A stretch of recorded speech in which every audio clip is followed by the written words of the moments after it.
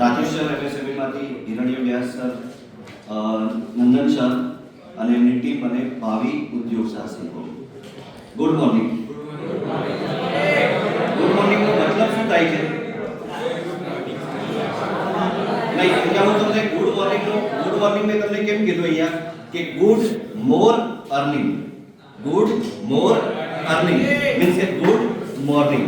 કારણ કે અહીંયા જે પણ વાત થાય છે ડે આફ્ટર ટુમોરોની છે, બરાબર? તમે બોર થઈ ગયા છો, મને ખ્યાલ છે. હું એક સરસ મજાની એક વાર્તાથી શરૂઆત કરું છું. એક રેલવે સ્ટેશન ઉપર એક ભિખારી હોય છે. હવે ભિખારી શું છે? ભીખ માંગતો હોય છે અને ભીખ માંગીને પોતાનું જીવન નિર્વાહ કરતો હોય છે. હવે એક વખત એવું થયું, 5 મિનિટ થોડી સાયલેન્ટ રાખો એટલે સર. હવે ભિખારીને એવું થયું કે ભાઈ એકવાર એવું થયું કે સ્ટેશન ઉપર એક સૂટ-બૂટ વાળો માણસ નીચે ઉતર્યો અને એને થયું કે એની પાસે હું ભીખ માંગીશ તો મને કંઈક પૈસા વધારે મળશે. એટલે એ એની પાસે ગયો તો કે મને કંઈક આપો ભીખ માંગી. એને એટલે પહેલા કીધું કે હું તો વેપારી છું, તું મને કંઈક આપીશ તો હું તને આપીશ. કારણ કે ધંધાનો રૂલ છે ને, give and take. Give and take, બરાબર? એટલે પેલા ઘણું કીધું પણ પેલો માણસ કન્વિન્સ ન થયો. હવે આને એવું થયું કે ભાઈ ચલો હું કંઈક આ માણસે કંઈક કીધું છે તો કંઈક તો હશે ને એને. એટલે આખું રાતભર એને વિચાર કર્યો કે આ માણસે મને ભીખ ના આપીને એણે એવું કીધું તું મને કંઈક આપ તો હું તને આપું, પણ હું તો ભિખારી છું, હું ક્યાં કંઈક વસ્તુ આપી શકું. વાત પણ રાઈટ છે. પછી આખો દિવસ એને વિચાર કર્યો, 3 દિવસ 4 દિવસ એને સતત વિચાર કર્યો.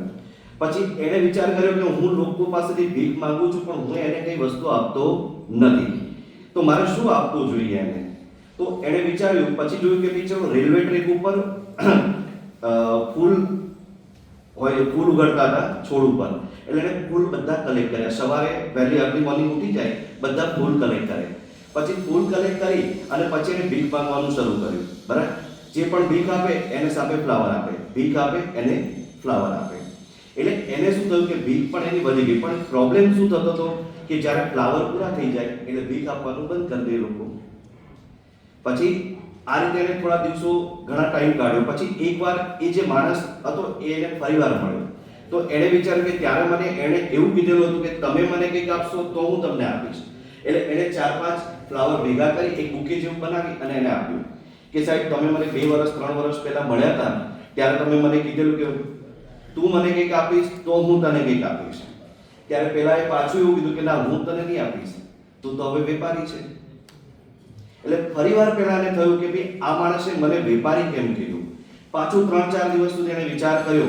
પછી અચાનક એના માઇન્ડમાં એક ક્લિક થઈ ગઈ કે ના એને મને વેપારી કીધું છે. પ્લેટફોર્મ ઉપર એકદમ આકાશ ઉપર જોઈ અને એણે કીધું કે ના હું એક સફળ બિઝનેસમેન બની શકું છું, એક સફળ બિઝનેસમેન હું બની શકું છું. અને બૂમ મારતો જોરથી બૂમ મારવા મળ્યો અને પ્લેટફોર્મની બહાર નીકળી ગયો. લોકોને એવું લાગ્યું કે આ માણસ ગાંડો થઈ ગયો છે.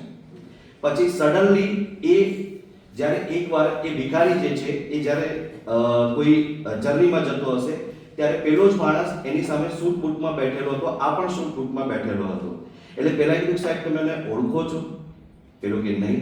ના સાહેબ આપણે મળેલા છીએ. પેલું કે ક્યારે મળેલા છે? સાહેબ આપણે 2 વાર મળેલા છીએ. પેલું કે ક્યારે મળેલા છીએ? સાહેબ પહેલી વાર તમે મને એ યાદ કરાયું કે જ્યારે આપણે કોઈને આપીશું ને ત્યારે લોકો આપણને કંઈક આપશે. અને બીજી વાર તમે મને મળ્યો ત્યારે એવું મને સમજાયું કે તું તો વેપારી છે, એક સફળ બિઝનેસ કરી શકે છે.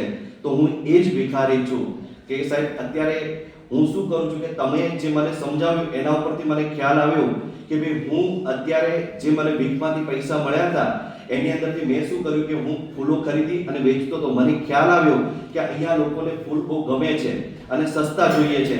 તો અત્યારે હું આ સિટીનો મોટામાં મોટો ફ્લાવરનો વેપારી છું. એટલે આ વસ્તુ કેવી છે કે તમારી પાસે કોઈ વસ્તુ હોય છે, સ્કિલ હોય છે તો એ સ્કિલને બહાર કાઢો. અત્યારે આ મારો પ્રોગ્રામનો એમ શું હોય છે કે તમે 100 જણ 200 જણ બેઠા છો, કદાચ એમાંથી 2 ક્લિક થઈ જાય તો પણ બહુ છે એની અંદર, બરાબર? એટલે આ ડિપાર્ટમેન્ટ તમને એવું લાગતું હશે કે ભાઈ આ બધું બોરિંગ છે, પણ અત્યારે નહીં ખબર પડે. જ્યારે રિયલ લાઈફમાં જ્યારે તમારે એને એપ્લાય કરવાનું આવશે ને ત્યારે ખ્યાલ આવશે. Thank you very much.